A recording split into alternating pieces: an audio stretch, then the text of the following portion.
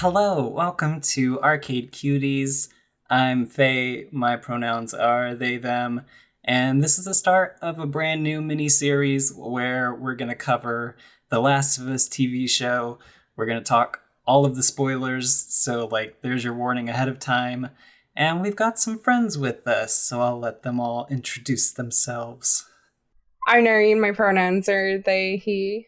And I'll be the co-host for today alongside Faye with our guests. Hi, I'm Saph. I'm she, her pronouns, and I'm all over the internet as Sapphire Ghost 914 on TikTok, on Twitch, on Twitter. It's technically Sapphire Ghost 9 because they won't let me use all of those characters. But yeah. The best media analysis content on TikTok. It's true. You have to lie. No, it's really good. I try. When we were talking about who to get on for The Last of Us, I was like Sapphire. And then I was talking to Clore through DMs and I went, wait, Clore. Hello, I'm Clore. I use they, them pronouns. And you can find me I run what I like to call the Clorification Station. You can find me over on Twitch and TikTok and the tubes or YouTubes under that name. If you want to find me on Twitter where I scream into a written void, that's the Clore Station, because similar Twitter won't let me have all my characters, and apparently I have to conform. So there you go. That's me. A makeup savant. It's true. Oh my god. Thanks. You're really Put good. together the most incredible looks. It's true. One day I really just need to turn myself into something that you would find on the floor of The Last of Us, truly. Oh, That like a is clicker. The next mission. Yeah. Do clicker inspired makeup. Oh my god. I thought about it. It would be a lot of work, but I think you could do it. I mean, it would be cool. Yeah. Shrew me up, Shrew me up. I really want you to, without context now, put together a makeup tutorial. It's okay, you're going to start off with your foundation, and then you're going to need to do a life-size mold of your head. Absolutely. Make sure to leave breathing holes. Yeah, make sure. So we've got flap A and flap B. They will go towards the back of your head. Yeah.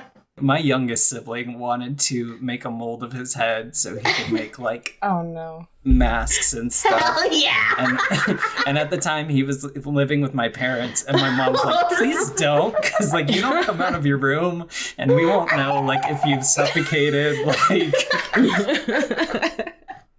This is an activity for the outside of the room.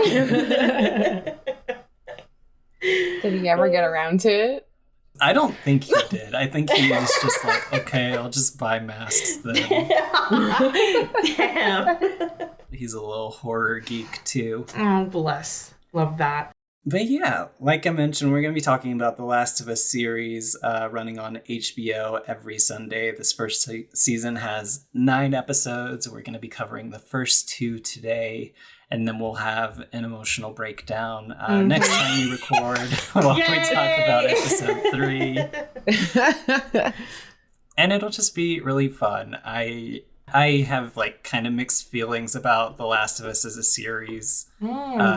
As a whole, but I feel like the TV show has done a lot to address the concerns that I had with the video games. And so I've been really enjoying it a whole lot. And Nyreen and I talk about it every week. So this makes sense. What is y'all's experience with the series? Either the show itself or the games, how deep are you into The Last of Us? I can go. So the Last of Us as a game, I was taking a really long break from video games. I didn't have money for systems for a really long time, and I was in college. So I wasn't playing a lot of anything. But The Last of Us had come out, and I heard about it, and I was like, I want to try this game. So my introduction back into gaming was The Last of Us. Oh, cool. And I was like, whoa. The last time that I had a regular gaming system, it was the N64. So I was like, well, games have come a long way. I was just very impressed with the way they told the story. especially a story like this without making it a choice-based game is very difficult to toe that line. So I was like in love with it almost immediately. I have like 3 different copies of the first game. Wow. Oh my god, yeah. It's amazing. And the second game is so amazing and is so emotionally detrimental to me. I have trouble replaying it, but it's so good. I good. almost forgot to just mention, just to be safe, I haven't played the second one yet. Okay. But Okay. I'm going to be playing through it before, like, I don't know whenever, definitely before the second season comes out. Yeah, for sure. I promise it is really great. It is gorgeous. It's hard to replay. I heard like a lot of mixed reviews. A lot of like discussing the mixed reviews on that requires spoilers. So I'll just Yeah, no. leave it at, I think it's great. I'll play through it and then like I'm super down to talk about it. Okay. I haven't ever played the first. I have never played the game, but like my profile, I feel like as a gamer is a lot of times I will watch I'm very picky on the games that I play, but I'm not picky on the games that I'll watch. So I consume a lot of like gameplay walkthrough content on the tubes. And so when the game first came out, I just watched people play through the game. I don't think I ever finished it because I was like, make me funny, feeling funny on the inside. Is this sadness? So I like took a break, but I recently watched the game be played through for the first time. Probably in the last like couple years during the Panini brackets pandemic. And I was like, oh my God. What a story. I always knew that, like, The Last of Us, I feel like, is a very beloved game. I always knew of that. And so I watched that gameplay after I found out that they were turning it into a show. I've never played or watched the second game. I have read what happens in the second game. And as far as my emotional capability can go just now, that's enough. I'm like, that's okay. Fair. I'm good.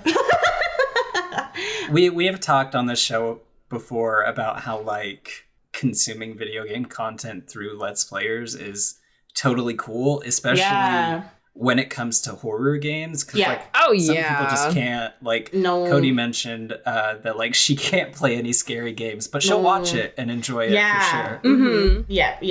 Yeah, for sure. Yeah, I do that a lot too. Like I'll watch Faye play a lot of horror games or like a few other people and like I still get scared and like, you know, but there's some games where like I literally cannot play through. But then you just get mad at me. For what? Oh, because you don't get scared over anything. That's why I make them play through the scary games when they're here. So that's how we got through to Clore. I just handed them the controller and I went here. That's interesting because like I am less scared playing a horror game than I am watching a horror game. So if I want to be scared, I'll watch it. But I am like I'll watch things like platformers because I can't stand to be that frustrated. But I want to be there. That is totally fair. Yeah. Holy shit, platformers are really fucking annoying. I really love them though. I want to play Celeste so bad, but I respect my own peace, so I will not play Celeste. I will just watch y'all. Oh my god, that's totally fair. I love playing platformers. And I feel like that may be in part like part of my neurodivergency is just that like I get so focused on the mechanical aspects of video games that a lot of the time the scares are almost supplemental, and then I have to like go back to my background in film and be like, okay, well this makes sense just from like a pacing standpoint that there would be a scare here, and here. Right. But yeah, I don't know. I still really love scary games just because they're fun and I like seeing other people's reactions. I love Naughty Dog. I think they put some of the best games out there. I am a huge Jack and Daxter fan. Jack and Daxter is so fucking good. It's so good. I've played through all but like 2 of the Uncharted games, I think. Yeah. I'm a big love Uncharted too. Yes. I just love Uncharted. Yes, me too. It's so good. I never got into Uncharted, despite it being like super big. I feel like it's one of those games I need to pick up sometime soon when I get through my backlog. Yeah, of course. But it's one of those games that's like huge, but like you don't really hear people talk about it a lot. Yeah. I think it's a little underrated. Yeah. Yes, they definitely, when it came to the, I think, 7th generation of consoles like PS3, they made a shift towards like storytelling being really their main narrative-driven focus. games, yeah. Yeah. So here's a fun fact that you might not know. The Last of Us was actually developed after a failed attempt to make a gritty, more realistic reboot of Jak and Daxter. Wait, really? No way. I did not know that. Interesting. So The Last of Us was born out of that failure. Yes, and so like in the first game, you can see like So are Joel and Ellie there's a Jak and PS3 Dexter? Oh my god.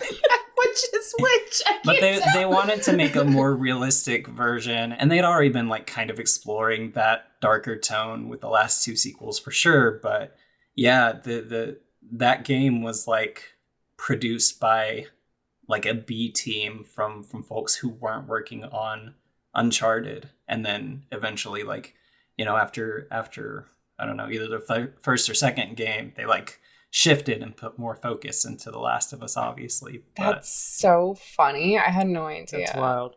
yeah, it's neat. I remember my first playthrough of The Last of Us and really being invested in the story, which like had happened to me for sure before in video games, but maybe not to that extent. And I remember liking it enough. And then I tried revisiting The Last of Us, I think like very early on in the pandemic, or it might have been even a little bit before that. And for some reason, like it just was not clicking with me as much the second time. I had tried to stream it, and like because of the nature of that game, like it's very finicky with its mechanics and its AI. So like if you're playing through The Last of Us, you're gonna die a lot. And I got very frustrated by that. And then I sort of like took umbrage with the fact that The Last of Us as a series has a very cynical view on humanity. Like it's ultra grimdark. It has no hope for people, and like it kind of put me off the series, especially after I started like reading reviews of the second game. So I had put off playing that one for the longest time, and like just beat it recently. And I actually like the second game like a whole lot more because it's so much more fine-tuned, and I think there are some definite missteps that we won't cover just because there are a lot of spoilers in that regard. But yeah, I think the TV show is doing a lot to fix that tone and maybe have a little bit of a better outlook on people. Yeah. I like I don't know if any of you have been listening as well, but like I listen to the podcast that comes out every week that accompanies each episode, and they have Craig and Neil talk with like, what's his name? Is it Troy Baker? Troy, yeah. And they basically talk through each episode every week, and they like discuss some of the like bigger changes, if there are any changes in the episode, and why they made the change. And that insight is so interesting when you like are looking at an adaptation and why they've chosen to adapt the game into the show the way that they have. It makes me really like interested in like the art of, I guess, an adaptation and like changing your medium of telling a story and the things that you have to do to make it more suitable for that medium change, if that makes sense. Yeah, for sure. And yeah, something that they talk about, I think in the first episode overall, is like this theme of love and like the way that love is a really like grand feeling to have, but at the same time with its grandeur is also very painful. And like, I think about that every single time I watch this show, you know, like it has really, hearing that has really like changed the way that I view The Last of Us as a franchise. Because I don't think I would have gotten that straight off when I first watched a playthrough, or when I like read things about The Last of Us. But to hear that, and that's how they kind of like base the show, I'm like, oh yeah, okay, cool, sweet, yeah, awesome, love. Yeah, that actually reminds me of something that one of my good friends who does not like the game actually pointed out, but like it's like an excellent point about it, is that like the message that the game is trying to give you, it's kind of hard to do in something that's gamified, where you have to constantly be like shooting people in order to like, you have to do gameplay. And just in the nature of making gameplay with the story you're trying to tell, you're contradicting yourself. And I think about that every time a new episode comes out, because so much of the story I think is improved by not having to purposely add these obstacles. Yeah, like of, that in between, random bad guys. You know what I mean? Yeah, the body count is way lower for sure. Yeah, for sure. Like, I do like, because I started binging those podcast episodes this week, and and they were essentially like, yeah, during production, Craig would turn to Neil Druckmann and be like, "So why was Fedra here?" And he would be like, "Because we had to give the players something to do, like they didn't really have any other." Like, that makes sense for sure. So, Nyreen, you recently started your playthrough of the first game on your channel, and this is your like second time playing, right? Yeah, my second time, because I had a similar experience. Like, the first console I ever bought, or like my first paycheck, was the PlayStation 3, actually. And it was around the time that The Last of Us came out, so it came with it. And I played through it, and it blew my fucking mind. It made me cry like a baby. And I was really, really invested in the series and like really liked it. And then I tried to go back to it too, and I felt like I couldn't get as into it as I did the first time I played it. It's one of those games where like I wish I could replay it for the first time. You know, I'm like, I would, it's like one of those games, where like I would just love to experience it for the first time in that world, because I don't think I had ever seen a game like that before.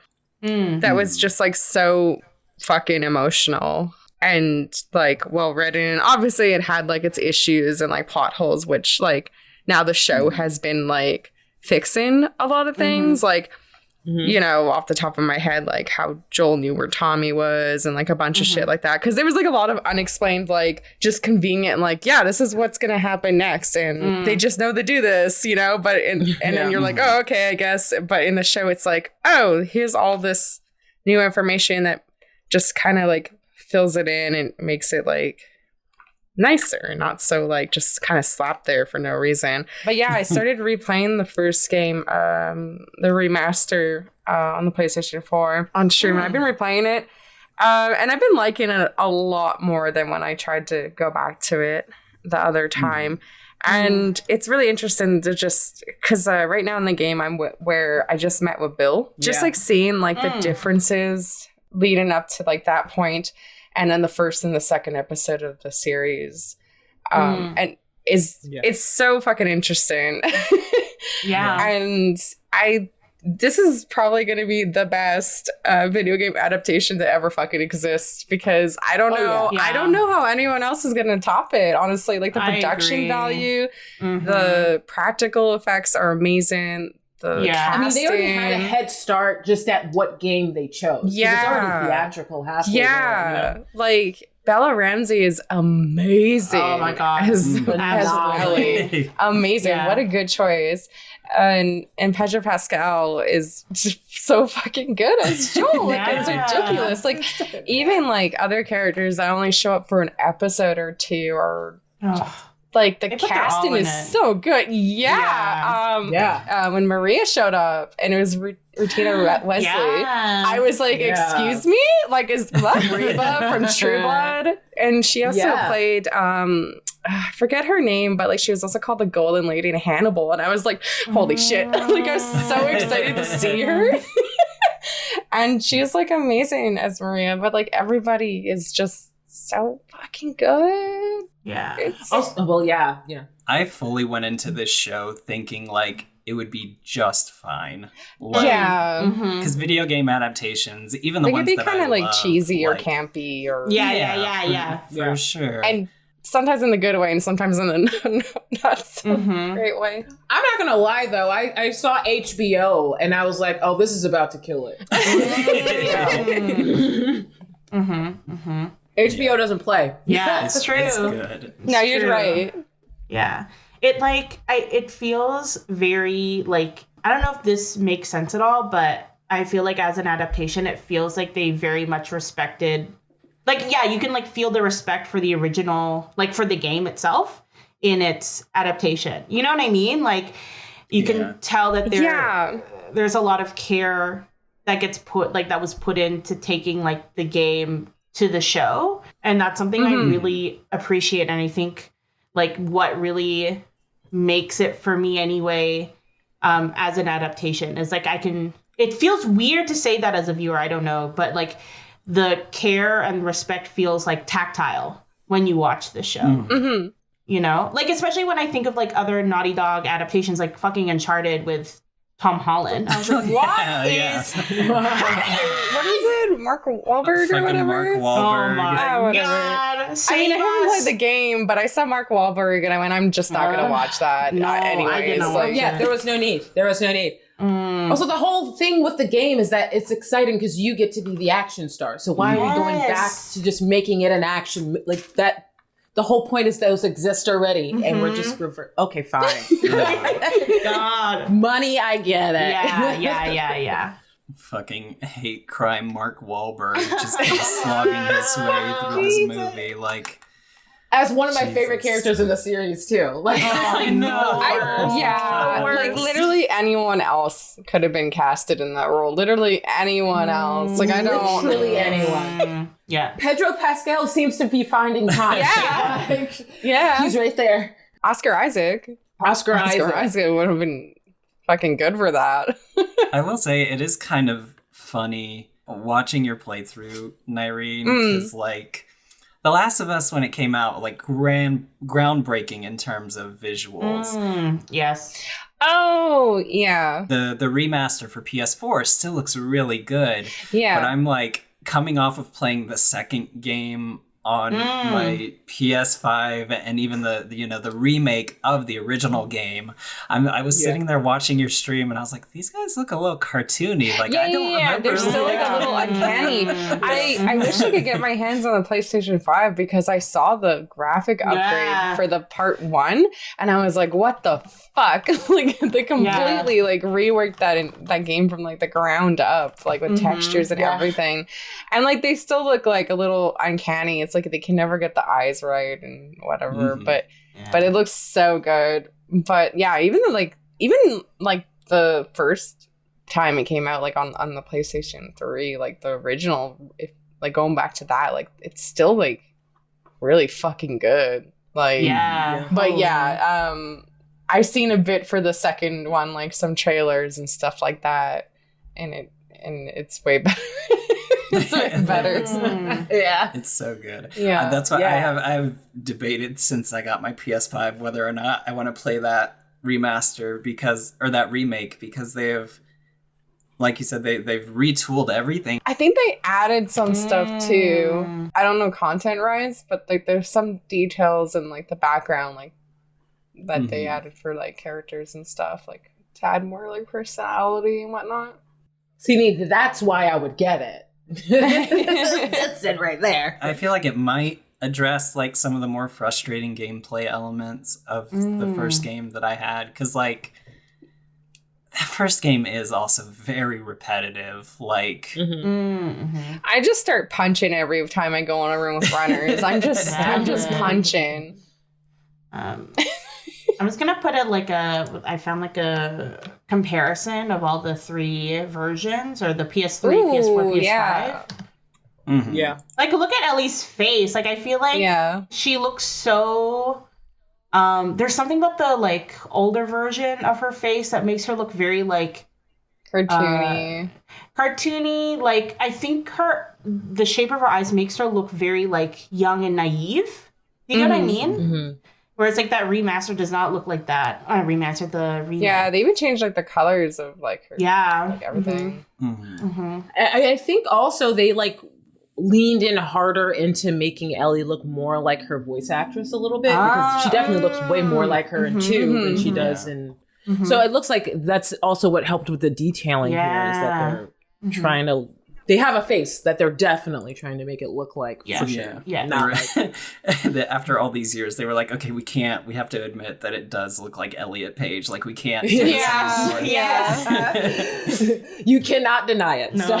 Famously was pissed because Elliot Page had just done the fucking David Cage Heavy Rain? Spirit Within or God. something like that. Yeah, Spirit Within, yeah. And like co-starred with Willem Dafoe, and so like actively had a game out the same time as The Last of Us, and was like Ellie looks like me, and also our names are very similar. Like, this is very confusing for people. Yeah.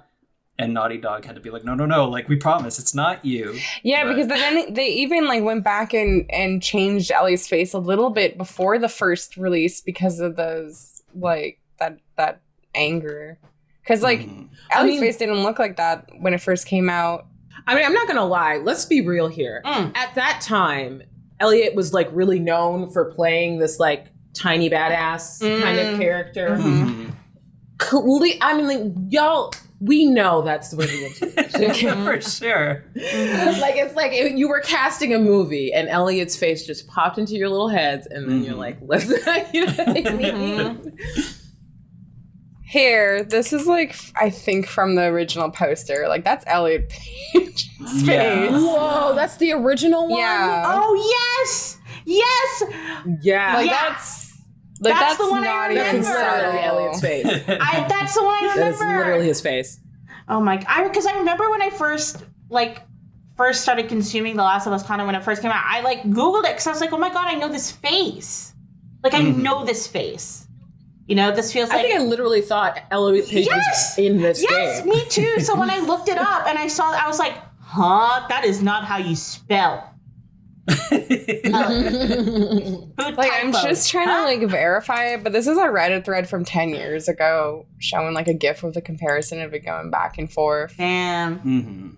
That's hectic. Yeah, you're definitely right. They definitely did make Ellie look more like Ashley Johnson in the second game, because now I'm looking at a photo comparison of their faces. No, it's interesting because like Abby in the second game is made up of 3 people. So it, like, Abby has a face model, a body model, and then has a voice actor. And then it's just like this composite version. Which is really interesting. Hectic. But I think it's weird that they would do that to the body model. Like, what? Like, and I've seen the body model. I'm like, why not that face? I don't understand. I mean, they did that for Mass Effect when they like mocapped Yvonne Stravosky's face onto Miranda Lawson, and then like gave her like a completely different body. Yeah. Interesting. It's weird. And then later went back and changed her body because they realized that they like exaggerated her features in the original game. And then all the gamer bros were like, what, no ass? They were so mad. Yeah, it was like a thing. I've done some reading before, and especially with this podcast that is coming out with each episode, like, because Troy Baker is involved in Neil Druckmann, they talk a lot about how, like, as the game series went on, like, they incorporated more of the voice actors' like personality and interest into the characters. So like, it makes sense. Troy Baker looks nothing like Joel. That he is a string bean of a man with like fucking NFT bro energy. Yeah. He does a great Texan voice, but like otherwise, I'm kind of glad that. Oh, for sure. And I'm sure he knew that it wasn't for him in the cards. Like, there's a reason he's a voice actor. I'm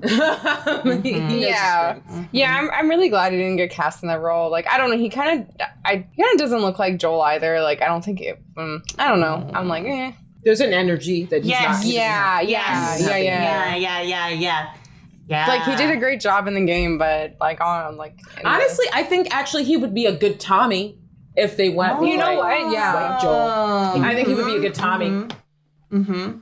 Yeah. And yeah, like Faye, you mentioned like the NFT stuff. He actually got bullied out of doing NFTs. Yeah, he did. On Twitter. Good for him. Yeah, I remember that. Congratulations. It's like, so what you're telling me is we need to bully celebrities out of NFTs. Here's our weekly reminder that NFTs fucking suck. Yeah. We will bully you. Yeah. Nobody's safe. No. But yeah, are y'all ready to get into the actual TV show itself? Yeah. Yeah. We can do this. Yeah. Yeah. So Sapphire, you said that like once you saw HBO attached to the project, like you had pretty high hopes for the series, right? Yes. Okay, so I had a mixed bag situation where I was like, well, you know, The Last of Us is so special as a game, and like, you know, I'm very against generally taking a storytelling game and then making it live act, because you already told the story.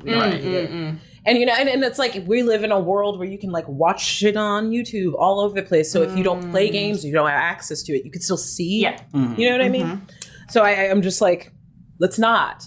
But I was always on the fence about The Last of Us because it always felt to me like it maybe should be a show over again. Just like a little bit. And so I saw HBO. And I know HBO. HBO has always been like a top shelf product to me. You know what I mean? Like when they make shows, even if they're bad shows, are still at least really well made. So I figured at least it would look cool. I did have really high hopes for it when I found out it was going to be on HBO of all places. And then, you know, the casting started to come out and I was like, this might be it. This might be it. There's definitely a subgenre of game devs who desperately want to be filmmakers. I think Neil Druckmann falls like solidly into that category. You also have like the two guys who make the Grand Theft Auto games. Like, they very much want to be filmmakers. I feel like David Cage wants to. I think he wishes he had a movie that he could slap his essence all over. For David Cage, God. But yeah, it definitely like makes sense that like the pacing of this just feels so natural. Yeah. And it was interesting.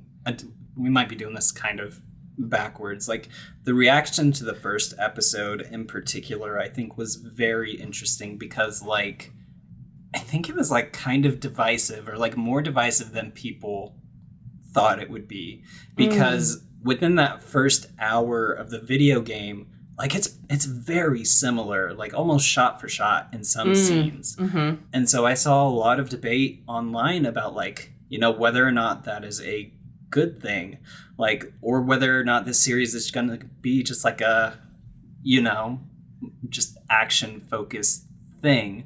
But it also like subverts expectations by kind of drawing out the pace and giving characters moments to like breathe and develop, instead of like, okay, here's Sarah, there goes Sarah, here's everybody else. I thought that those conversations were weird when people were having them, because in the first few minutes of the show, you were already getting way more information than you ever got in the game about what's actually going on. And it was horrifying.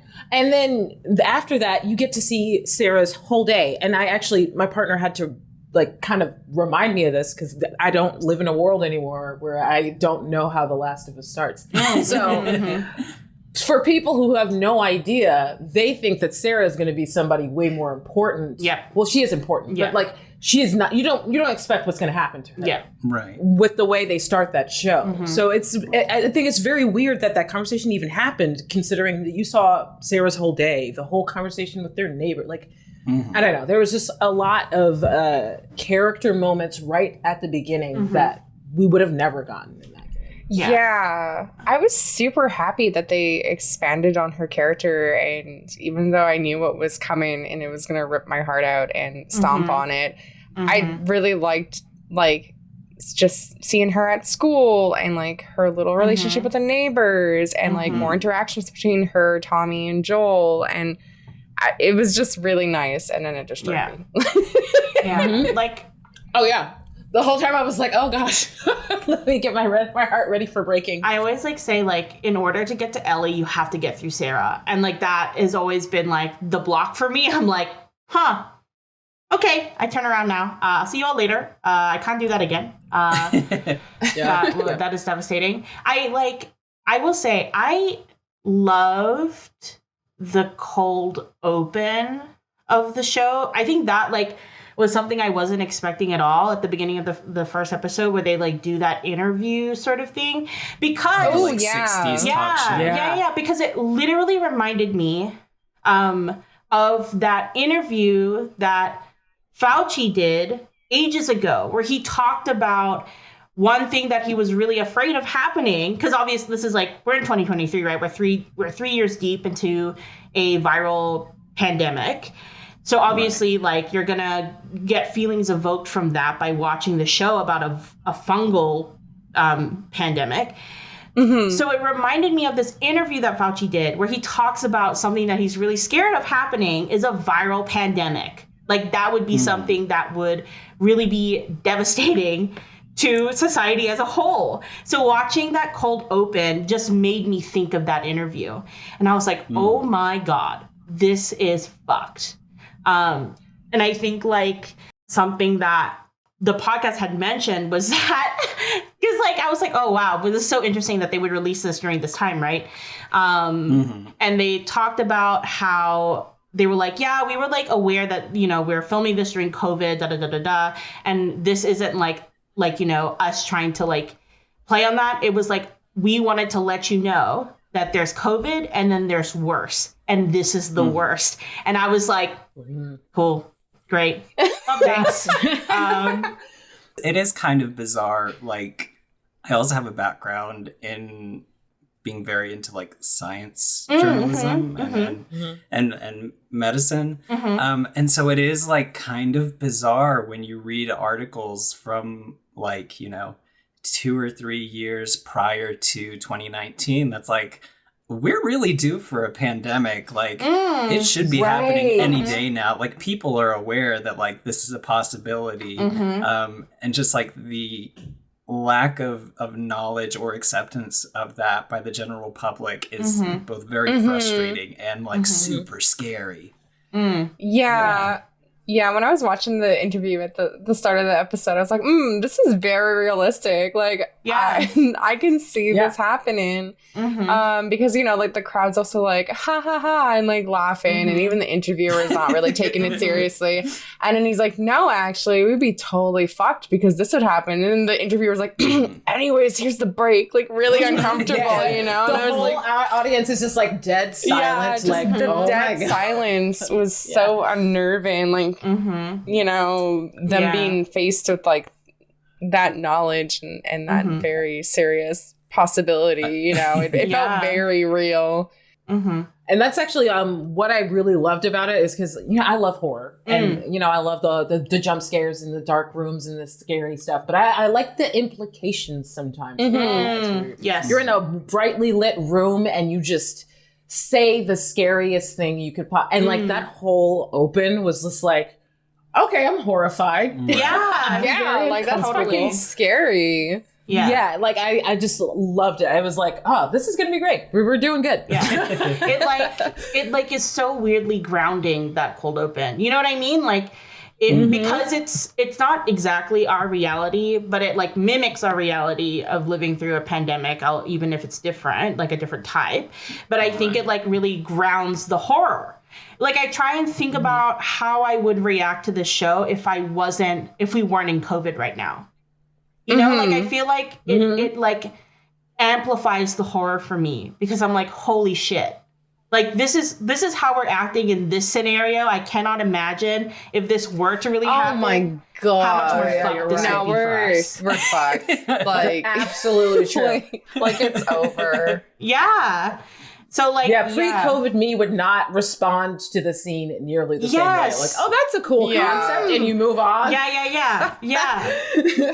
I could very easily see fucking like Alex Jones doing an episode of InfoWars where he's like, they're telling us that the bread is bad, but I'm gonna eat 5 loaves right here and see what happens.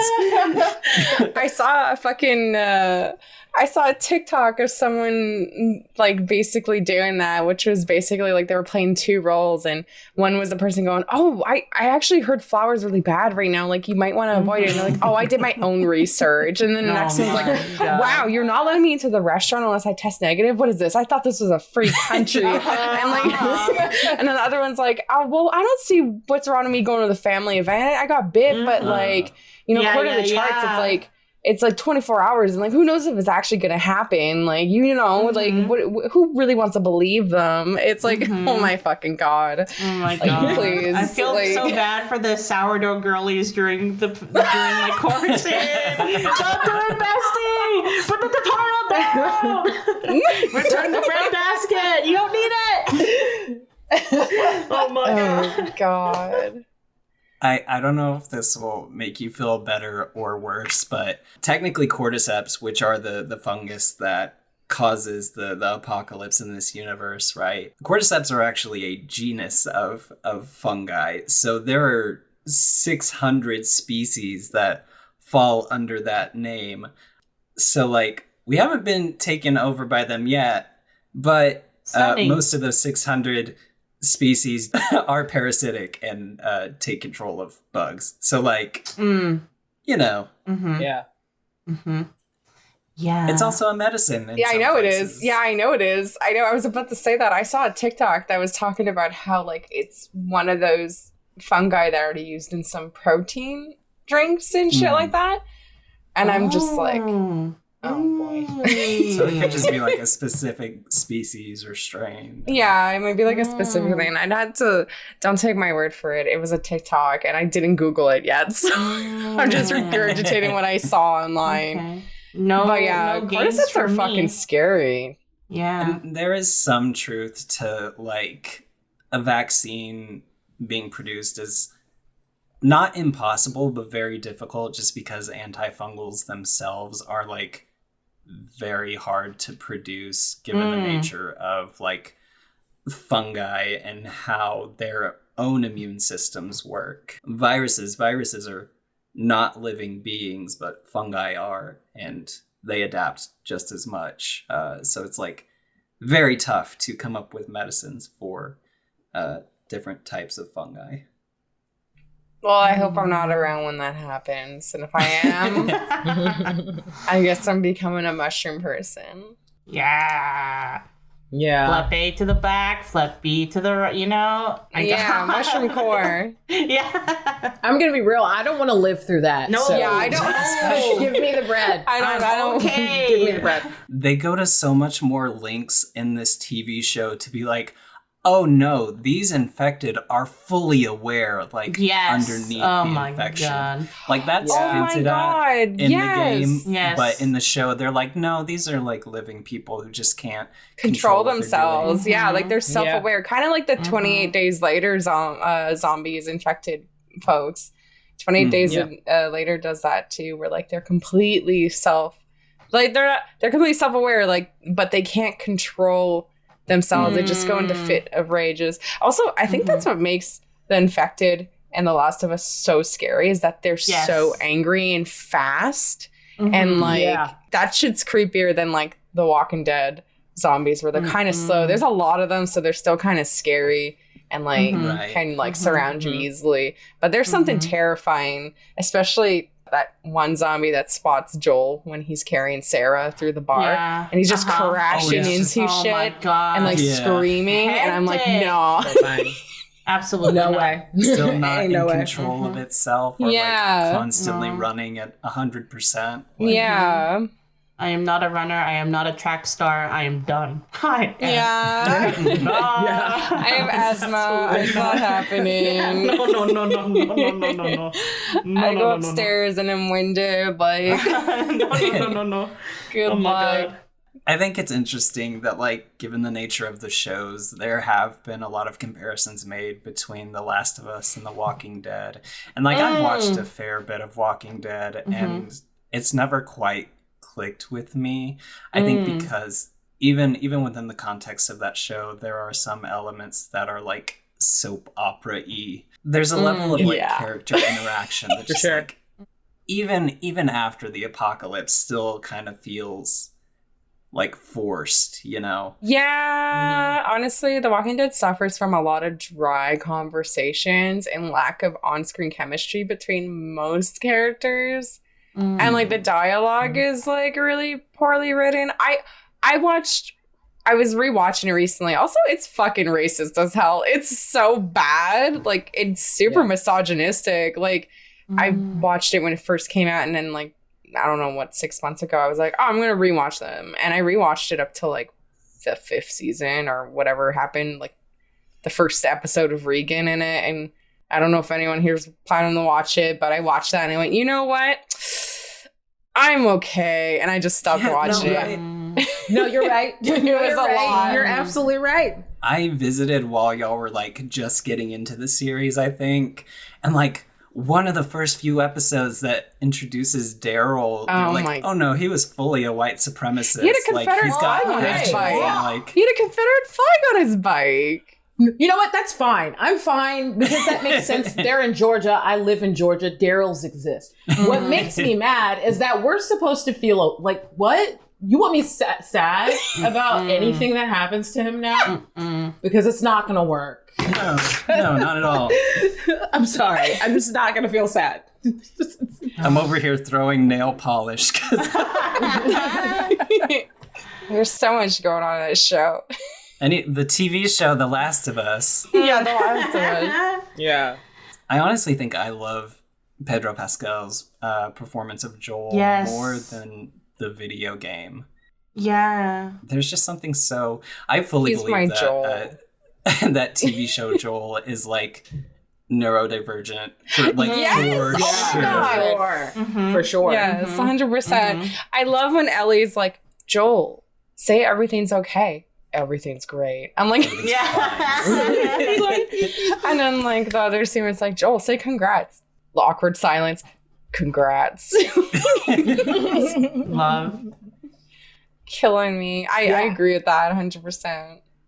I also like with Pedro's performance here, you can just like tell he's always holding emotions back. Yes. Yeah. It's like it feels like he's like bottling up. Oh yeah, everything. he's about to like you feel that. Yeah. Yeah, like totally. It's like he's always holding his breath, and his breath is on his feelings. And he's still like expressive even through his eyes too. Yeah. Yeah. Like I don't like for me, like the TV Joel, like the wall is so palpable.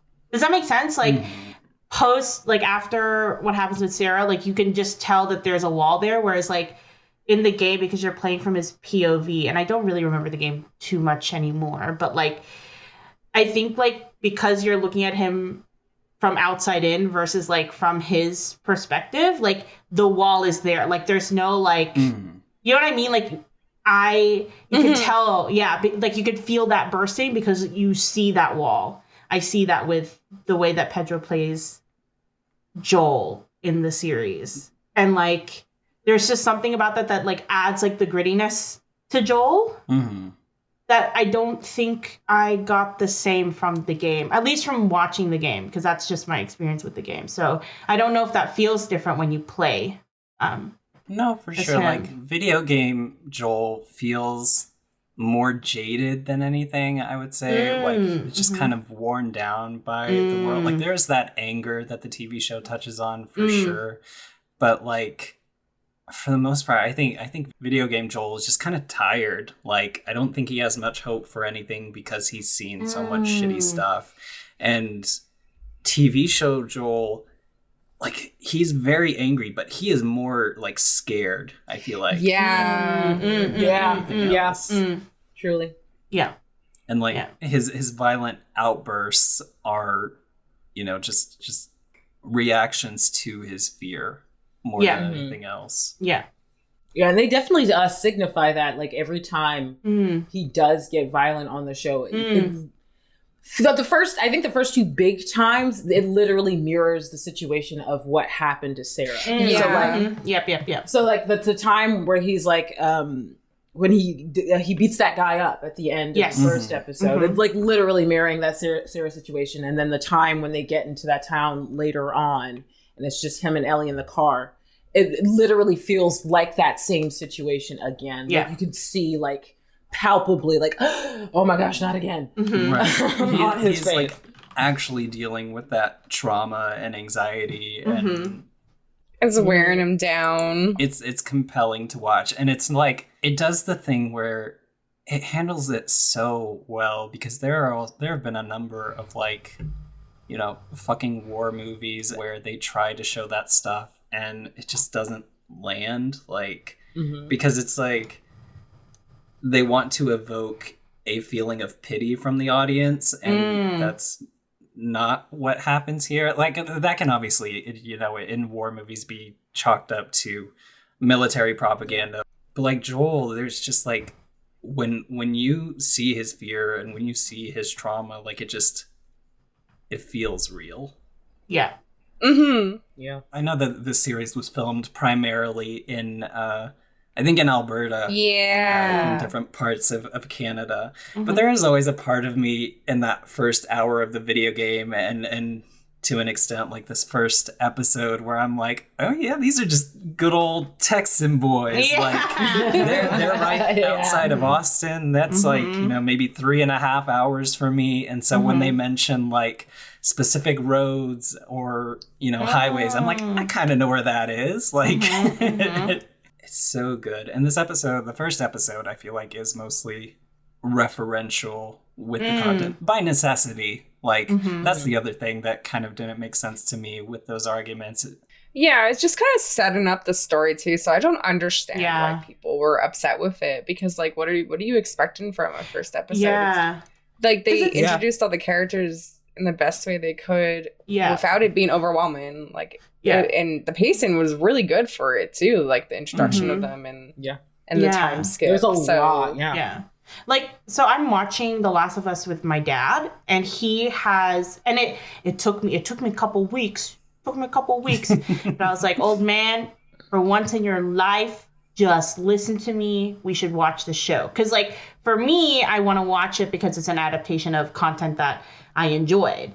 For him, I'm just like, I think you just like it because it's like this gruff dude and this tiny human, and they're just trying to survive, you know, and he's like into that sort of stuff. So he has zero context for the game, zero context for the franchise at all. So it's like really interesting to watch it with him, because obviously like all of this world building is going to be for people like him who have zero idea oh my god, what's going absolutely. on. Yeah, it's 100% something someone could just pick up and watch without having to play the games or read the comics or anything. Like, you don't have to know fucking anything about the series, not at all, in order to watch the show. And I think that's amazing. And they are very smart in doing that. Because like he's a little hard to please. I'm not gonna tell that to his face. He's a little hard to please. So I like knew he was hooked because he would like message me being like, so when are we gonna watch the next episode? Oh my god, that's like, amazing. He was like, I caught him like watching YouTube videos about the cordyceps, you know, infection and how the science behind it and all that sort of stuff. So like that sort of world building stuff, I think, whilst obviously people who like love the game, blah, blah, blah, might feel like is tedious, but I think has done so well in like helping capture the group of people who are just looking to watch like a HBO zombie show.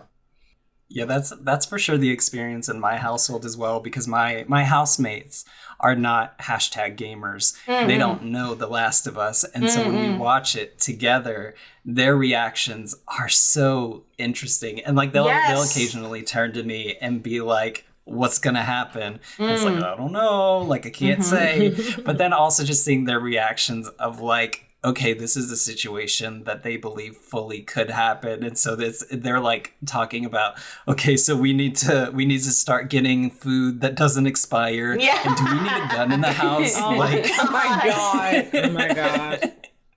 And it's very, It's very funny. It's the same thing in my household where my housemates also aren't gamers and also like aren't super into like horror either. And I think that's something that the show also does really well as well. As it's like a horror survival show, but it's not too scary and it's gory, but it's also not too heavy on the gore in comparison to probably what they could have done. I feel like it's easy to consume for people who might be a little bit more turned off with that stuff too. I feel like it's a little bit friendly for people who are a little bit easily scared by horror or can't look at things. Because even the clicker scene, when they first introduced the clickers, it's like really creepy, but like it's watchable. So like my housemates that aren't super into horror or have played the games at all are super into the show and they're able to watch it and they're really enjoying it.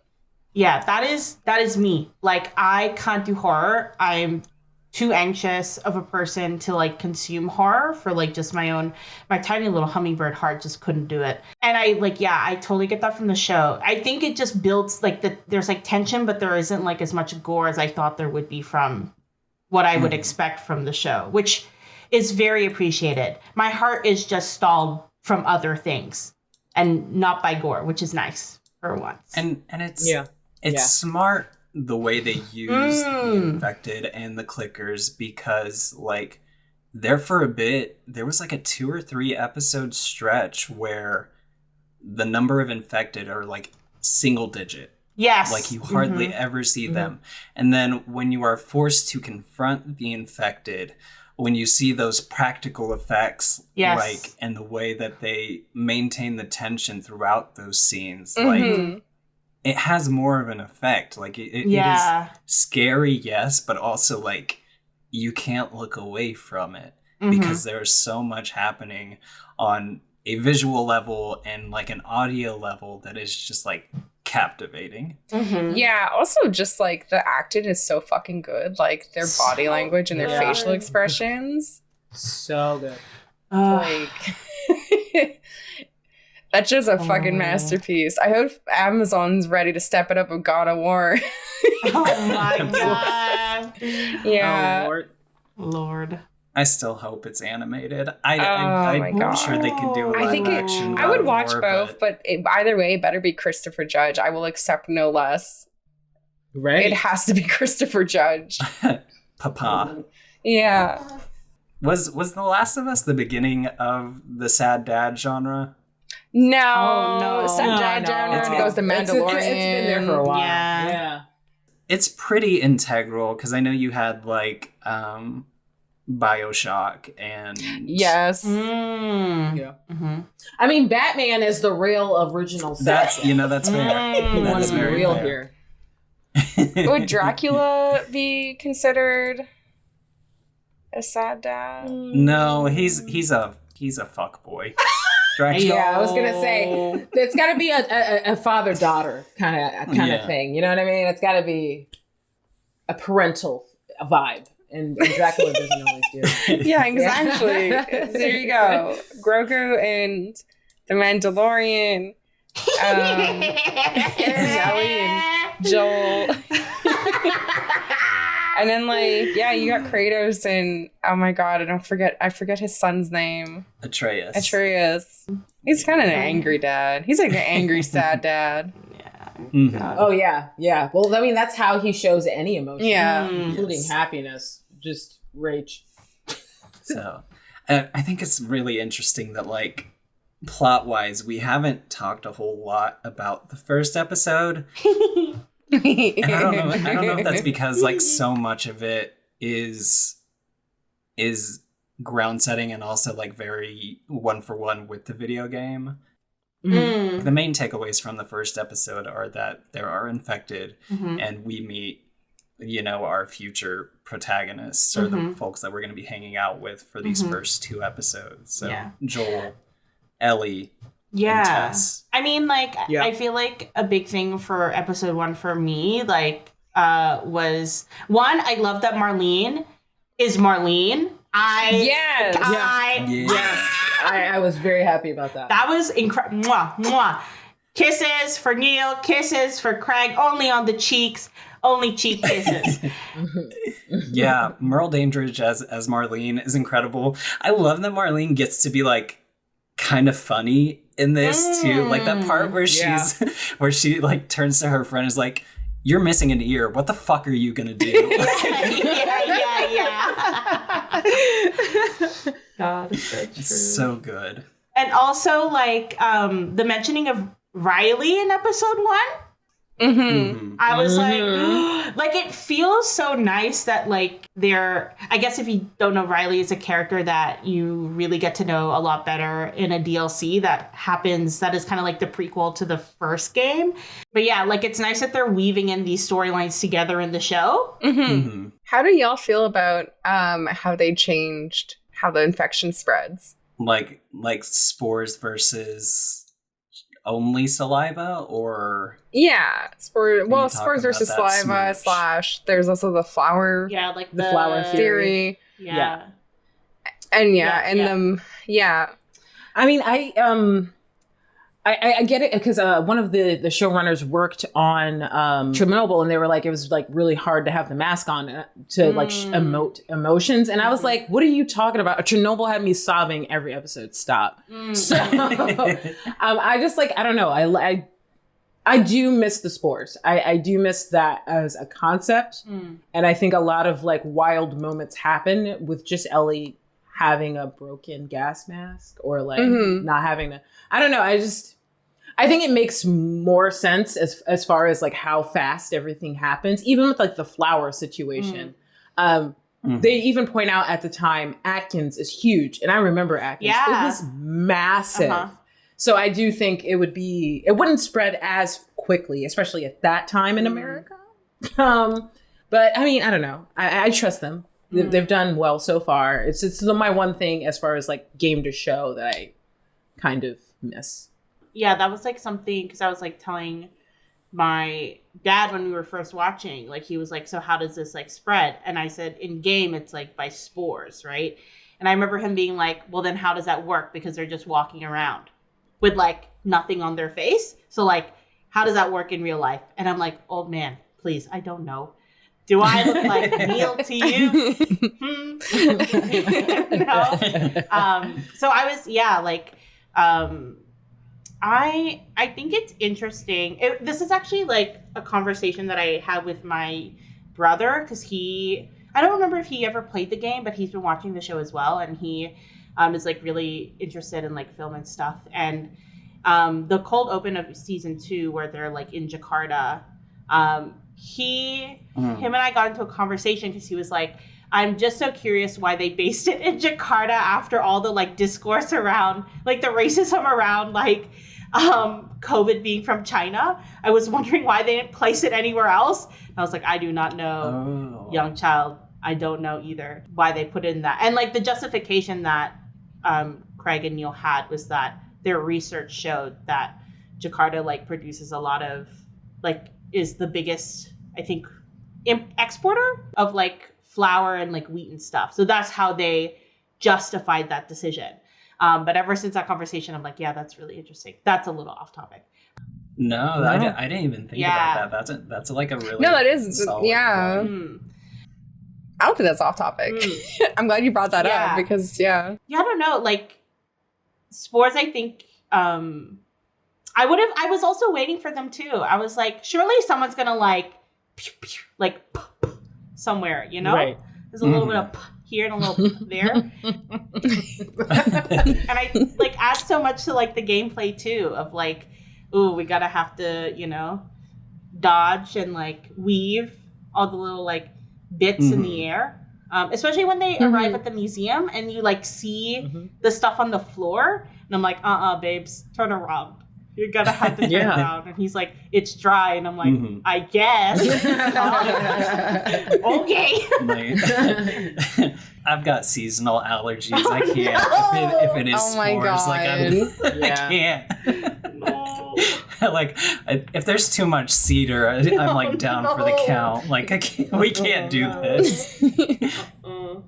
I thought the change was interesting, and the explanation behind it being that if there were spores you know, in a matter of seconds or minutes or whatever the heck, like everybody in the world would be infected and there'd be no like survivors at some point. Mm-hmm.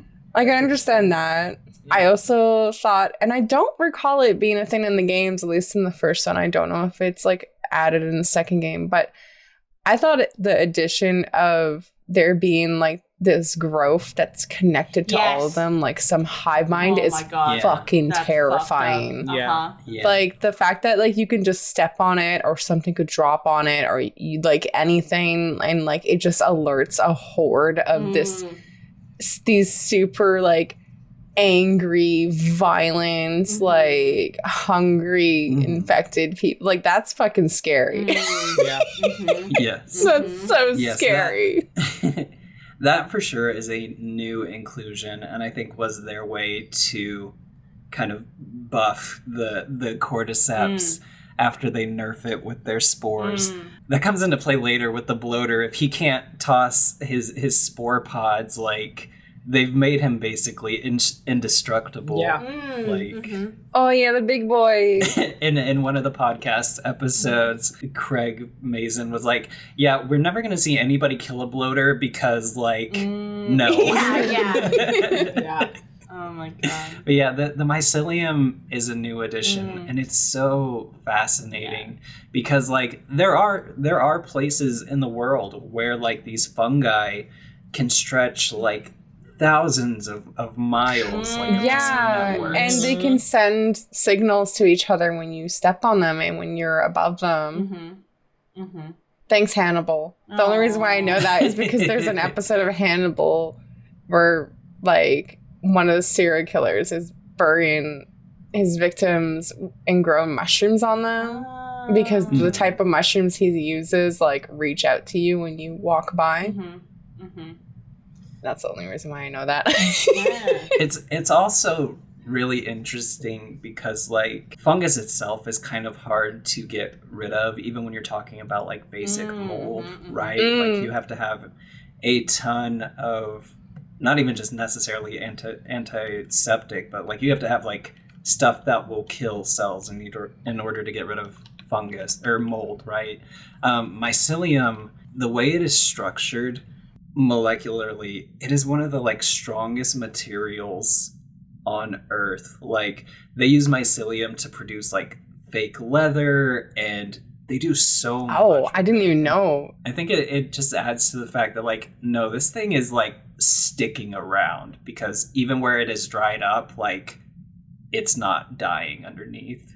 It is such an interesting addition, and it is like really, really scary. I would not walk around anywhere. Those like tendrils fuck me up. The little little doobly doos. Texturally, I just know that's a nightmare. Tactily, absolutely not. Please don't touch me. Oh my god. Oh my god. Yeah. And like Tess just sitting there and I know you're like sacrificing yourself, but like you can just like duck and weave. Like ew, don't move. Oh my god. The kiss, like the like infected kiss. I was like not expecting that. No. Well, like when he started getting real close to her, I was like, is he about to kiss her? Like what is happening? And then he opens his mouth and you can hear the fucking, what did you call them, tendrils? Yeah. Is that what it is? You could hear them like reaching, like coming out, like the sound. It kind of sounds like, I don't even know. And I was just like, I'm uncomfortable. And then like it starts going in her mouth, and I'm like, I'm very uncomfortable. Right? But I was rewatching the first episode, and I realized when Sarah came into the kitchen and she sees Mr. Adler on the chair and he's like been bit. And then Nana's on the ground hovering over Mrs. Adler. And when Nana looks up, she actually has the tendrils in her mouth, and she's been doing the same thing to Mrs. Adler. And I didn't catch that the first time I watched it, and I was rewatching it. I was like, oh god, she's doing to her what the zombie did the test. I was like, like I'm good. I think it's interesting that they don't like necessarily eat you. They will bite you, but they won't eat you. They'll like tendril you, and I don't know if they get nutrients out of that, or they're just like, we've got to add more comrades. I don't know what. Yeah. I think that's the only like kind of inconsistency, because like whenever they take over ants, I believe they will still. I mean, they essentially like consume the ant from the itself, inside out. and it is still like getting. Mm. Yeah. So like I don't know. It is very strange. Like it wouldn't seem to make sense on like a biological level for them to be cannibalistic. But I don't know. They're definitely like they're doing more than just transmitting fungus in that first episode where they're like fully eating people on the ground. Right.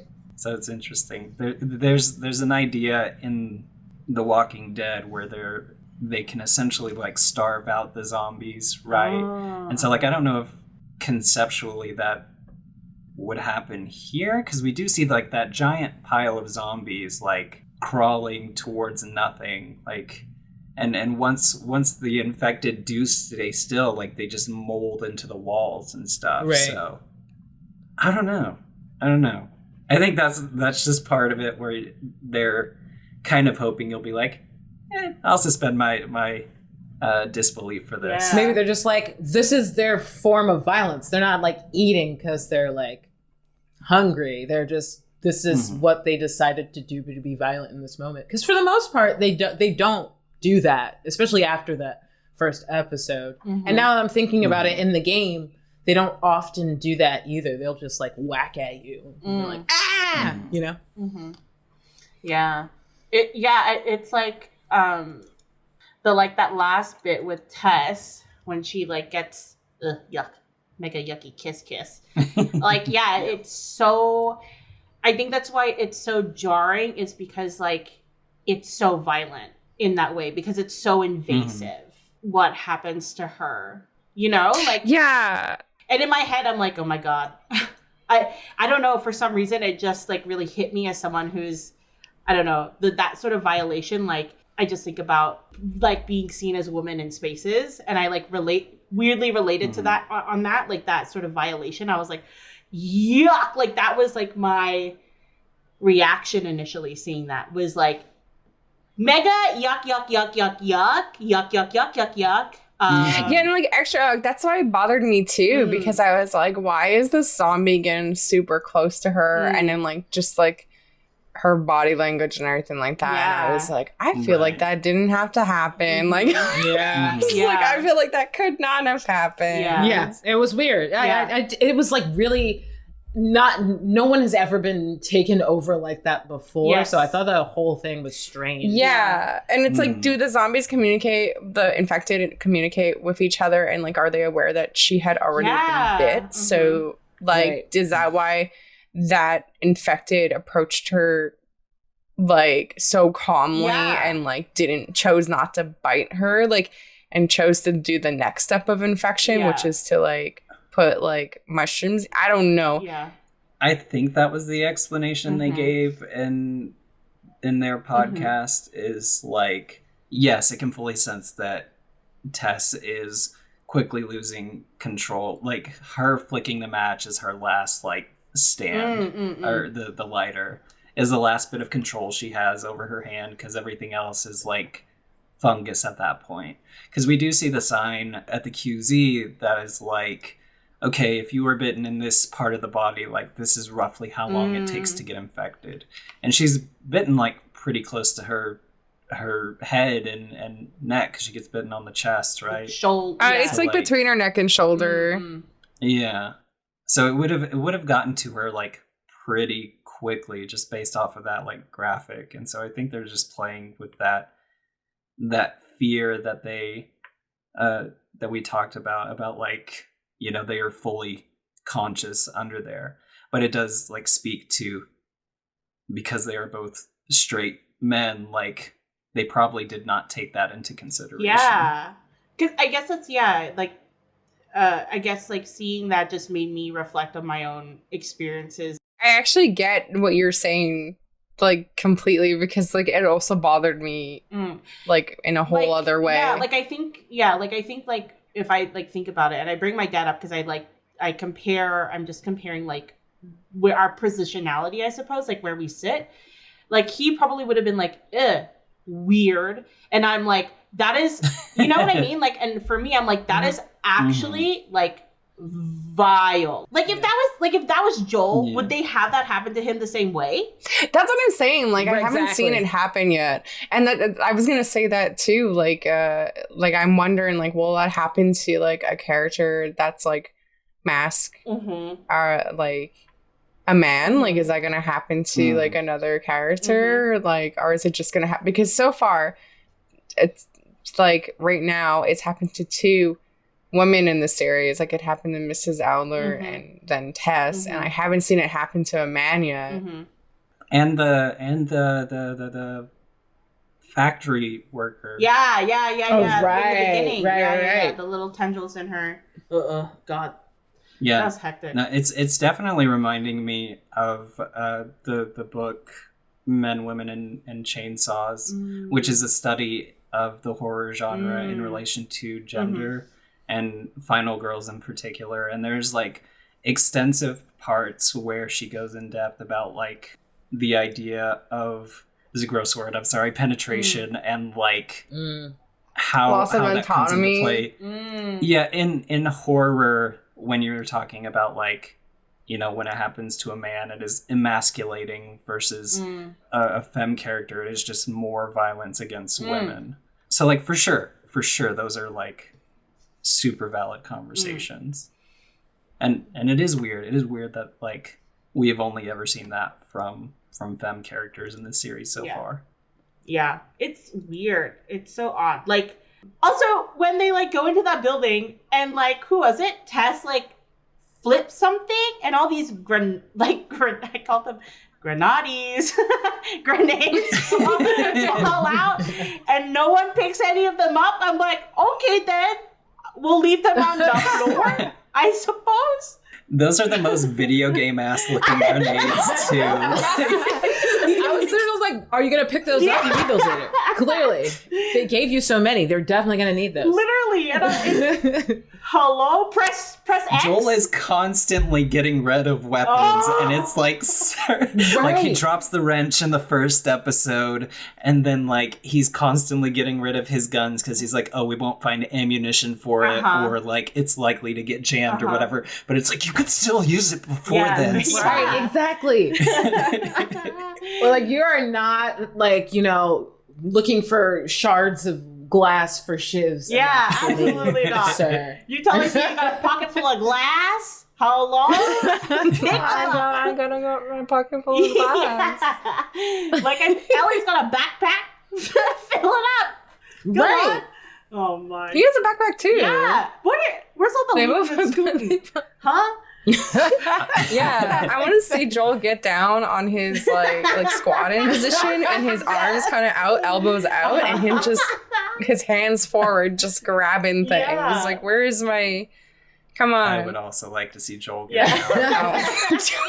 I'm going to say, Oh if my you God. ask Pedro Pascal to do it, I bet he would. He would. 100% would. I bet There'd be he a whole would. fan cam of him doing it in hours. Did you all see that SNL dance that he did Yes. with the tooth Oh curd? my God. So silly. Yes. I saw an interview of him today on TikTok, and it was about The Mandalorian. He's like, sometimes parents will come up to me and they'll like FaceTime their kid or whatever to be like, look, it's the guy from The Mandalorian.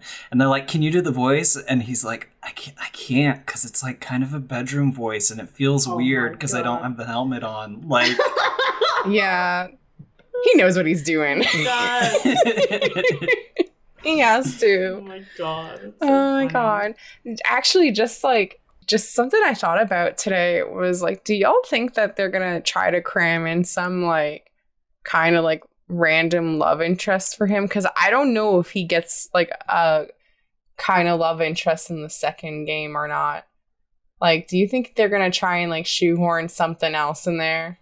I doubt it. I really hope not. Not that I don't think that it more like the shoehorning versus like, ugh. Yeah. it would be hard to fit it in with as much that we have left. Yeah. Especially because like he just lost Tess, and they made it canonical, I guess, in the show that they were romantic like they were a couple. Yeah. Actually, I was replaying the game, and like the banter between the two of them leading up to like when they, you know, confront Robert and then end up going with Marlene and end up with Ellie and that, and like it's kind of cute in a way, but Tessa's like, wow, it's been so long since we've gotten out, and he says something, and then she's like, oh, it's kind of like a date, and then he goes, I am the romantic type. So like it's pretty, it's like not, you know, like they don't 100% say it. And then like after she gets bit and when they're in the Capitol building or whatever, she's like, there has to be something between us that makes you feel like you have some sort of obligation to see this through for me, like as like her dying wish, you know? Yeah. And then he's like, okay, fine. And he takes Ellie. like they're like crawling into bed with each other, and it's like they were spooning. Weren't they spooning in the show? Oh yeah, and Joel was the little spoon, which he's a Libra, and that is what Libra would do. Okay, it's Libra energy to be the little spoon. Oh my god, love that. I will also say that so much of Tess in both the game and the series, like her relationship with Ellie is based off of redemption. Like she wants redemption for the horrible things that she and Joel have done, and if Ellie somehow being part of a cure can atone for that, like she's good. Additionally, they were going to have some content within the series that showed that Tess was a mother. I remember that.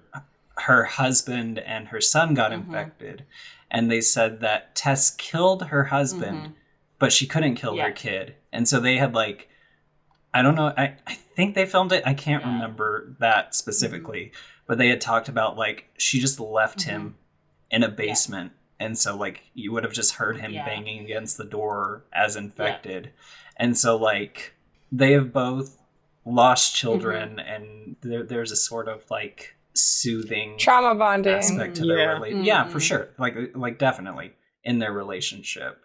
And so I think like Joel, she kind of like very quickly sees Ellie as a potential like surrogate daughter. Yeah.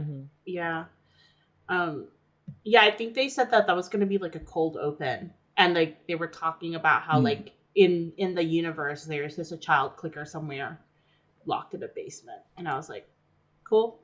There was a child clicker in the episode of Sam and Henry. Yeah. God, like that was something. Not to go over there because I was like, my God. I was like, that's fucking scarier. That's scarier.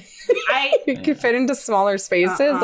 I will say, like for re-clickers, like as someone who does enjoy makeup, I am so happy that they went with the physical route and not CGI because oh my god, it looks so cool. Yeah, like so cool. Yeah, and it just, I don't know. I'm not a hater on CGI at all. I think it's just like for this, it was just so cool to see them actually going down the route of doing physical makeup, and also like the aging makeup.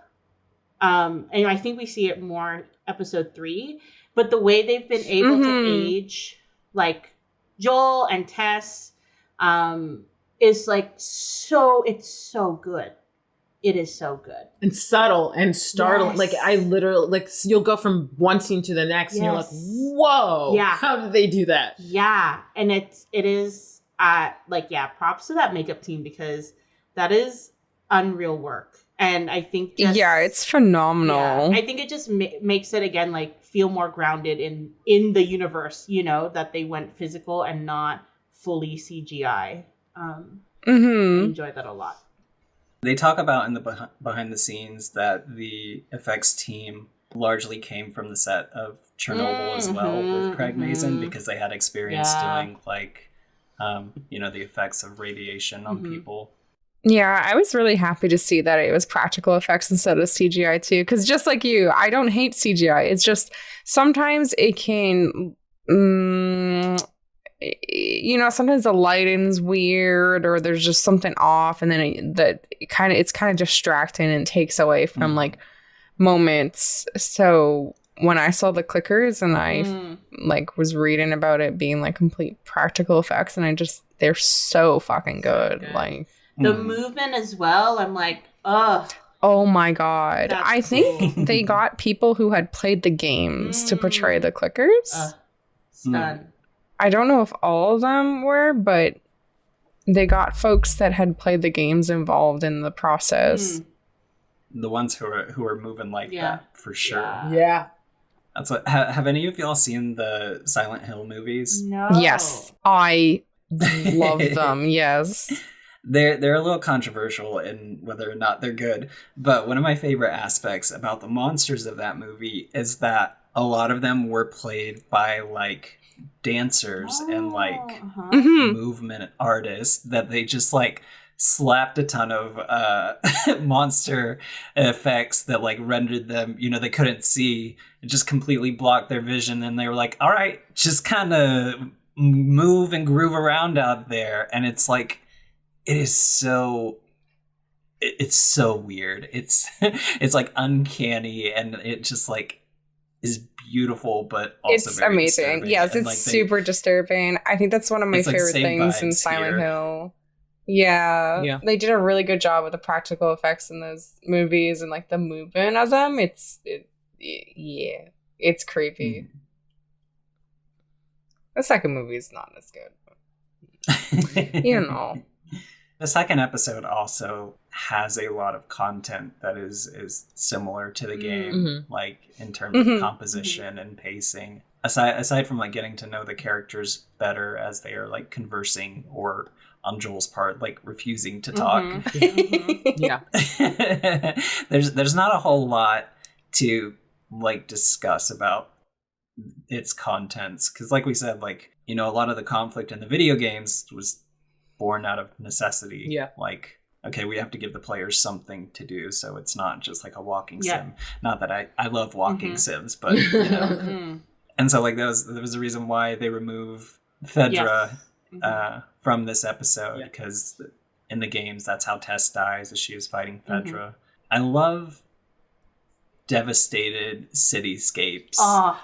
Oh, the environment's amazing. And it never gets old. Like, there's a lot of post-apocalyptic visuals that get old, but a devastated cityscape, there's just so much that you can do there. Like, it always looks so interesting. It pulls you in to every detail. Yeah, totally. So good.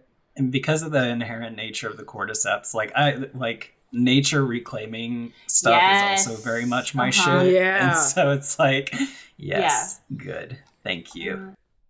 I will say in episode 2, Tess should get an Emmy because she was working. Yes. Oh my god, yes. The actress was killing it. Honestly.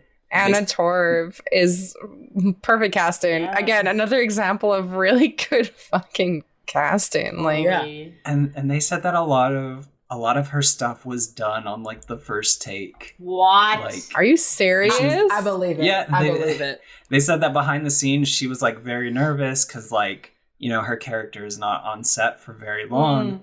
And so we don't get a lot of time to know her. And so she was like, yeah, I don't know. I'm going to do my best, but like, we'll see. And then he was like, yeah, usually the first take, she would nail it. That's wild. Especially considering like the other character in these first 2 episodes that we don't get a lot of, Sarah, also killed it. Oh my I'm God. Like, yes. Yeah, y'all knew that y'all only had one shot. So you did the thing. And also I love that they're both like not American.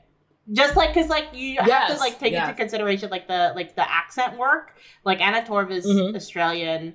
Oh my God, who plays Sarah? I know her mom is. She's it's Sandy Newton's daughter, but I can't remember her name. Is it Nico Parker? Yes. Nico Parker is her name. Yeah. Yes. And she's British. And like hearing them when I listen to their I didn't even know that. Yeah, she is British. so is Bella Ramsey. Yes. But yeah, she was incredible. Like both of them. I just so captivating, so emotional. Like, goddamn. Shout out to women. Shout out to women. Shout out to women. Yes. I'm trying to find this thing because I thought maybe it was just on TikTok and maybe TikTok was lying to me. But I had seen like images. I don't know if this was like The Last of Us in promotional stuff or showing like what the different cities look like in the universe of The Last of Us. So like not just American cities, but like Paris and like the Taj Mahal, like what it looked like in that sort of like nature reclaimed Last of Us universe. I'm trying to find those photos because I looked at those and I was like, that is so hectic. I know I saw like a lot of artists that were like after and just before the show aired, when it was like gaining more popularity, people were getting into the game for the first time or picking it up again. I saw like a lot of interpretations of cities and like landscapes like overtaken by nature and stuff, and like someone did like a whole series of like like Canadian cities at some point, like Montreal included and stuff, and it was like so cool to just see that. I do like how we have left some of the beat by beat elements in these first two episodes like unsaid, because there are so many little moments where we are starting to see the foundation of like Ellie and Joel's relationship. It'll be heartbreaking to see where that takes us in the conclusion. Oh God, yeah. I think the games almost want to explore this idea of like, in this apocalyptic situation, you survive, but like, what are you living for? At what cost? Right. Like, what are you living for? And then like they kind of tried to explore that, and like I said, I think it always runs up against, you know, the fact that it's a game kind of hits it in a weird way. But I do think the show is, even in the first two episodes, already exploring like, why are you still here? Like, what is this for? And as the episodes go on, I think they just do a really great job of exploring that idea of like, what's the point of survival without, you know, something to live for. I think it's, that they're doing it. They're doing great. Yeah. We will get into this in the next episode for sure, but I think one of my favorite like coincidental things is because the show is being produced in the time that it is, it has more room to be like unabashedly queer. Like from the get-go, we're gonna get hints that Ellie is a lesbian, and it's not just a hint. I'm trying not to spoil too much yet. That makes me happy. She's a little fruitcake. And Bella Ramsey is also non-binary. I think she like talked about how like she actually wore like a binder when she was filming as Ellie. So I was like, well done. They also talked about how he uses like any pronouns as well. And I was like, oh shit. I think that's really fucking cool because I mean, I'm not super into Game of Thrones, and like, I don't know, I guess incest just isn't my jam. But but like, it's really cool that there's been two really like popular, prominent two really popular series that just came out, and non-binary actors like leading in those shows. Bella Ramsey, and then I don't remember the other actor, but I remember them talking about Prosecco and that going viral on fucking TikTok. Emma Darcy, stunning. Yes. And they're only 19. Like it is so cool that like younger queer folks are gonna have somebody. It's so important too. Yeah. So I've seen some people be like, she looks too young. Oh, whatever. Ellie's 14. Literally. Ellie's 14 years old. Ellie is canonically 14. In the second game, Ellie is only 19, which is how old Bella Ramsey is now. I know, so like, am I still actually worried that Bella Ramsey is not going to look old enough? Because Bella looks so small. I don't know. Just very young looking, you know? When I found out that Bella was 19, I was like, they what? Like, it's like, they're not 15? Okay, cool. They're still like a little bit of a baby. Yeah, a little baby.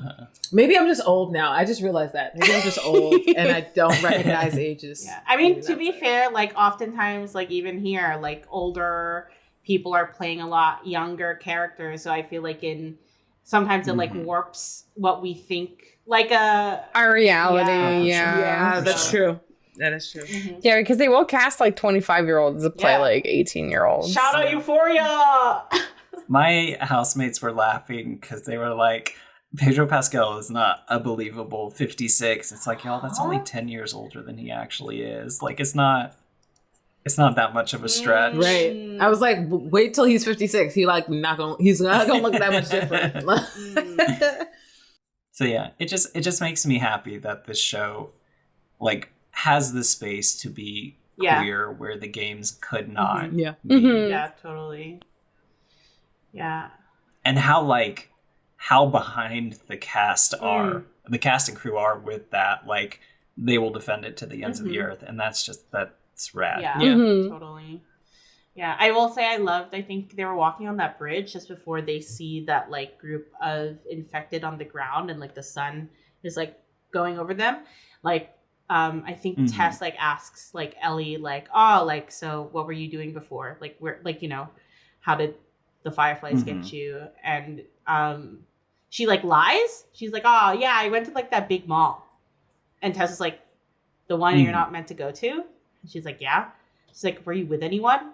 And you like see her like hesitate, and she's like, no. And I was like, I see through you, tiny child. I see through you. I feel like now that they can like almost not redo, but they can like retell in a different way. They could put in all these things that like hint and like set up future stuff so much better than I guess you could if you're just releasing one game and you don't know if you're gonna do a DLC or do a sequel or whatever. Yeah. And that feels very nice. Find out tomorrow. Oh my god, tomorrow? Oh, tomorrow's episode's gonna be a treat. Yeah. Right. I'm very excited. Yeah. I refuse to let my housemates watch the preview. Oh, I was yeah, just like, No, don't. No. I don't even watch it because like I know they're gonna like keep a lot of things from the game, but like I also know they potentially are gonna change things, and I also don't want to see potential changes or I'm like, no, I don't want to see it. It doesn't exist to me. Valid. That is fair. I will say that I am a Tommy stan. Shout Oh my god, Tommy is that's that. I mean, I know we all want to talk about Pedro, but like, I don't know Uncle how Tommy's you got could it when Tommy is right there. Yeah. That's it. Gary Luna, shout out. Gary Luna, my if you're God. listening to this, shout out. If I had the time and the talent and the energy, I would have all the fan cams for him. Oh. But I don't. Oh, I'm that's a bad so fan. fair. God, he is great. It sounds like we're wrapping up on this episode. Did y'all have anything else that you wanted to discuss real quick? Oh my God, just bring tissues. If you haven't watched anything, just bring the tissues. Bring something that brings you comfort, because you'll need it. Yeah, like your white Yeah, for blanket sure. or a favorite For sure. plushie Yeah. or a Ice snack cream. you like. Yes. Yeah, ice cream. Godspeed to you all. It's not often that I just like finish an episode of something and just sit in Oh silence. my God. Oh my God. This one gets me. It's like silence. God, I think there's a meme for that. Isn't there like that Elmo meme sitting on a bench, just like looking at the ground? That's me. I'm Elmo Bench. All right. Well, thank y'all for listening to this first part in our mini series. I'm super excited. Yeah. God, I have not rewatched episode 3 yet, so it's gonna destroy me probably. I'm gonna be in ruins. Oh yeah. Can't wait. I'm ready. I'm ready for it. If y'all have anything you're planning for like the weekend that you want to like talk about, since the episode is gonna release on Thursday, if you got anything you're planning for like March or you know what I mean, you could talk about it and do a little do a little bit of promotion. What y'all got going on? Yeah. So right now I am streaming part 2 for those of you who need spoilers because emotions on my Twitch channel, which is Sapphire Goes 914. I do lots right now. Actually, I'm doing a lot of Crazy Ex-Girlfriend videos because I just watched it after everybody had already obsessed with it on my TikTok, and a bunch of other stuff that's really fun. And I'm also doing I guess this week is gonna be like the last of our like movie nights, Black History Month romance movie nights. And in the Discord, we're going to be watching Love Jones and some other stuff. And yeah, that's what I got going on right now. You're making me want to go back. I have not stopped, or I haven't watched past where she goes to jail, and I'm like, what? I wasn't interested in finishing the series, but now, okay, like now Sapphire's talking about it, and it's like I can. Here's the thing. I wanted to stop there too. I couldn't take it. I was like, this is too much. And then it just like it like wraps itself up so brilliantly that I'm glad that I like made it. But there is like a lot of moments there. I think it helps that I was like binge watching it, and like I don't know how people did this in real time. I would not be able to wait week to week with the nonsense. But like I just like it wraps up so beautifully in the end that like I think it's worth trying it again. You just gotta make it through like seasons 2, 3, but then like oh my 4. God. Well, I'm Clore. I use them pronouns. You can find me at the Clorification Station on Twitch and TikTok and the tubes, or the Clore Station over on Twitter. I have been on extended break because if you know anything about Australia, it's I shouldn't say that. Oh my God! I literally was about to be like, it's full of white losers. I stopped myself. You can say that on this podcast. It's okay. If you know anything about Australia, our internet sucks, so I've been held back. But the station doors will be opening very soon. So if you'd like to come hang out for the chaos and a terrible Australian accent, then you know where to find me. That's where.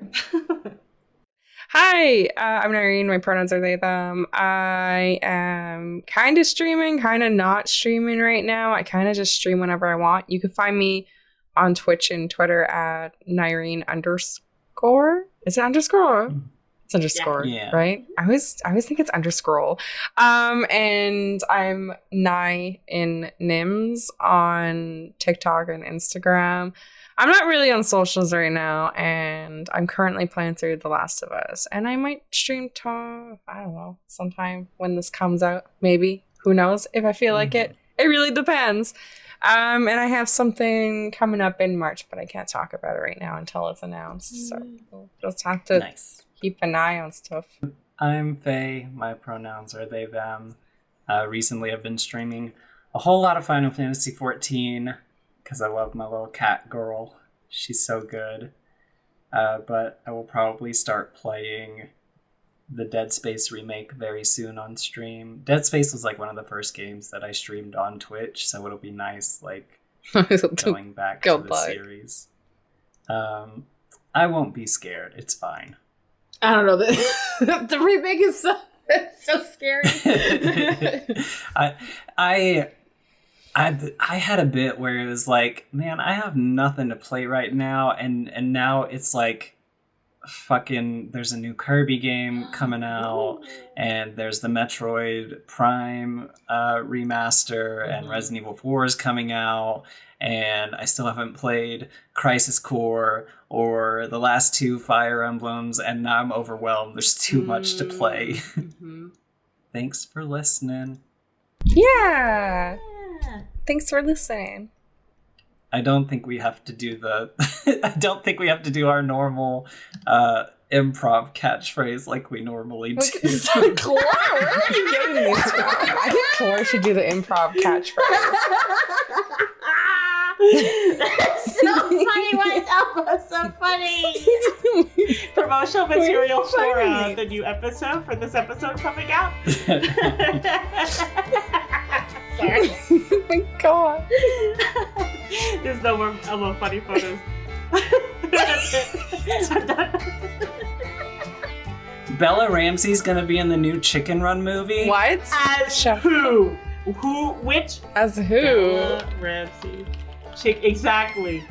Oh my god. My life flashed before my eyes. It was really boring. That's how the episode's ending. Bye. Bye.